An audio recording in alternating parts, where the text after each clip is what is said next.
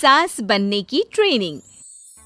सुधा के बेटे की शादी होने वाली थी और वो इतनी एक्साइटेड थी कि आज मैं ऊपर आसमान नीचे, आज मैं आगे ज़माना है पीछे।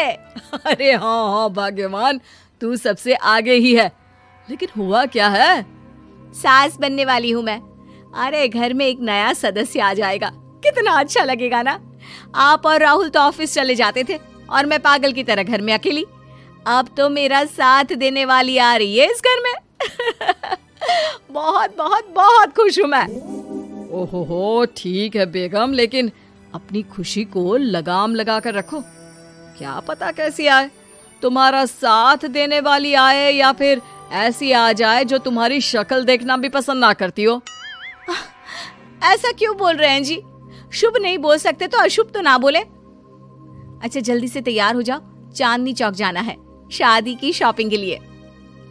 हाँ हाँ, थोड़ी सुबह तो हो जाने दो, दुकानें बाजार खुल तो जाए।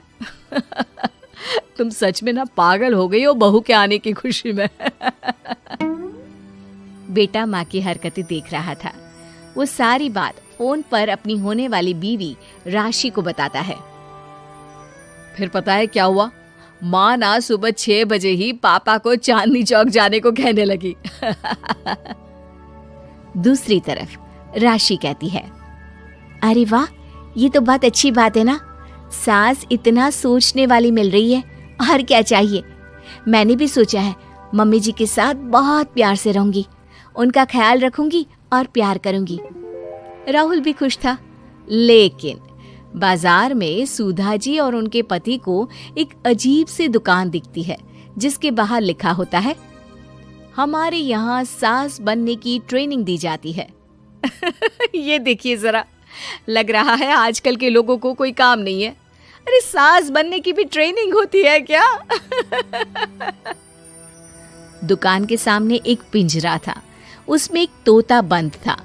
सुधा की बात सुनकर तोता बोल पड़ता है, अरे नादान औरत, अगर सास सही तो पूरा घर सही रहता है, परिवार बंधा रहता है और आने वाली जनरेशन संस्कारी होती है।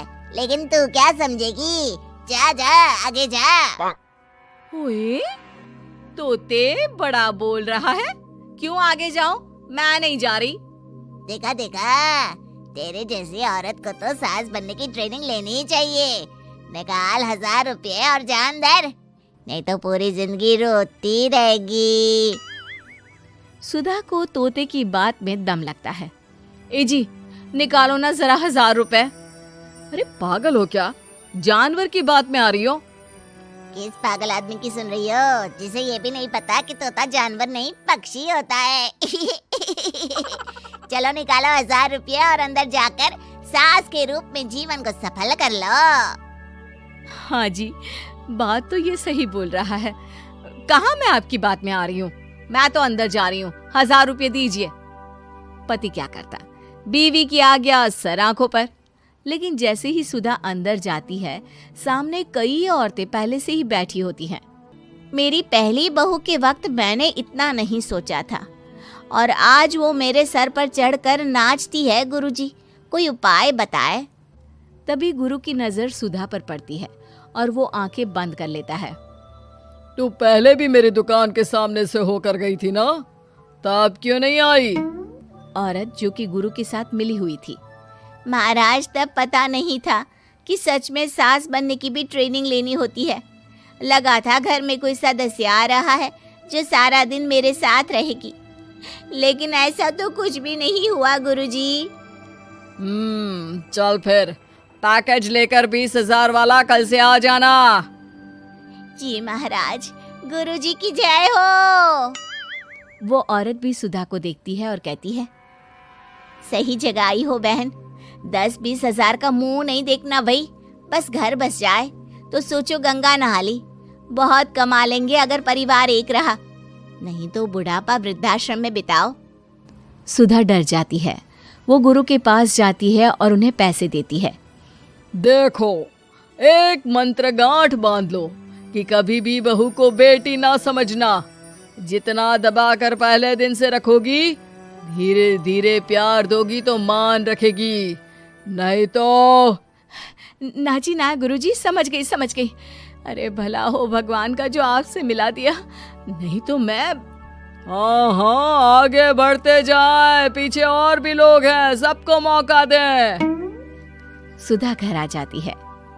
राशि शादी करके घर आती है तो दिमाग में सास की वही छवि होती है जो राहुल ने दिखाई थी। देखो राशि, मैंने काम वाली हटा दी है। वो क्या है ना, 2000 महीने लेती थी, यानी कि 24,000 साल का, और 5 साल में उसे जोड़ो तो 1,20,000 रुपए। माँ जी, और 10 साल जोड़े तो? तभी राहुल आ जाता है। अरे बस बस, इतना मत जोड़ो, फिलहाल भूख लगी है, कुछ खाने को दो। अरे पर बर्तन तो गंदे हैं ना, काम वाली तो आई नहीं, फिर बर्तन कौन धोएगा? अरे कौन धोएगा मतलब? तू धोएगी? मैं? ठीक है, मैं धो लेती हूँ। अब धो कर देती हूँ, आप खाना बना ले। अरे खाना भी तू ही बनाएगी? ये क्या बात होती है माँ, क्या हो गया तुझे? कल तक तो कुछ और ही बोल रही थी। लेकिन सुधा का व्यवहार सुधरने का नाम ही नहीं ले रहा था। बहू और बेटा ससुर से बात करते हैं। पिताजी, क्या हो गया है माँ जी को? वो क्यों ऐसे व्यवहार कर रही है जैसे मैं कोई नौकरानी हूँ? पिता क्या करता, बता देता है सारी कहानी कि कैसे सास का दिमाग एक गुरुजी ने खराब किया है। सास बनने की ट्रेनिंग? तो मामला ये है, वही मैं कहूँ, कहाँ तो माँ बहू का इंतजार ऐसे कर रही थी मानो साक्षात कोई देवी आने वाली है, लेकिन व्यवहार नौकरानी जैसा। देखिए, माँ बुरी नहीं है, बस किसी ने उनका दिमाग खराब कर दिया है। तो ऐसे में मेरे पास एक आइडिया है। बहू फुसुर फुसुर करके पति और ससुर से बात करती है। अगले दिन बहू सास के सामने कहती है, अच्छा मैं जा रही हूँ, मेरी क्लास है। ये बोलकर बहू निकल जाती है। ये कौन सी क्लास करने जा रही है? पढ़ाई तो खत्म हो गई थी इसकी। अरे माँ, दरअसल वो ये सोचकर आई थी कि तुम माँ जैसी होगी, लेकिन यहाँ तुम तो तुर्रम खां बन गई हो। तो वो किसी बहू बनने की ट्रेनिंग वाली क्लास में गई है। ये बोलकर बेटा बाप की ओर देखता है और आंख मार देता है। हाँ हाँ, वो तो तुम्हारी माँ ने भी सास बनने की ट्रेनिंग ली है बेटा। पहले का जमाना और था भाई, कि भोले मन से रिश्ते शुरू किए जाते थे। अब तो नई लड़की घर आते ही नौकरानी हटा देते हैं। बताओ, पिछले 25 साल से वो नौकरानी काम कर रही थी, तब तो कोई हिसाब किताब नहीं हुआ। अरे पापा, आप भी माँ को बोल रहे हैं?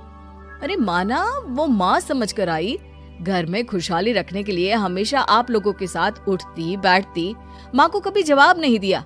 लेकिन माँ की क्या गलती?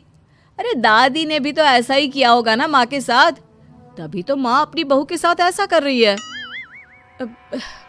नहीं, वो तो बहुत अच्छी थी, मेरे आने के बाद तो उन्होंने खाना बनाने वाली भी रख ली थी। अरे तो फिर तुमने क्यों काम वाली हटा दी? किसी के कहने पर अपना घर खराब कर रही हो तुम सुधा। अब बहू भी गई है ट्रेनिंग लेने, पता नहीं क्या सीख कर आएगी। नहीं, मैं अभी जाकर उसे ले आती हूँ। तभी बहू वहां पर आ जाती है। नहीं माँ जी, मैं कहीं नहीं गई थी, मैं तो सिर्फ आपके लिए ये नई साड़ी लेने गई थी। अब तो सब ठीक है ना?